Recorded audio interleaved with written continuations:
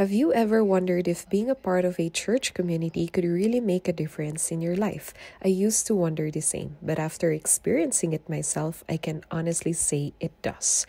There is something about growing in faith together, being encouraged, and knowing you're not alone that truly moves you. Gusto mo mag-milyonaryo, gusto mo... Minsan, di ba, when we think about that, what if God answers that prayer? Will it make you better or destroy you? Sometimes we fall into the comparison trap. Wow, buti pa siya. No. God in His timing is working out His will, plan, and purpose in your life. Huwag mong ikumpara yung sarili mo sa ibang tao. Iba yung lane niya. Iba yung ginagawa ni Lord sa buhay niya. Okay ba yun?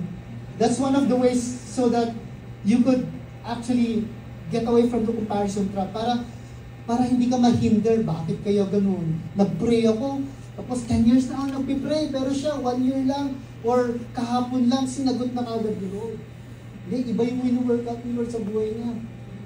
Stay in your lane. Trust in the timing of God. Look to the Father. Promise yung binigay ni Lord sa akin.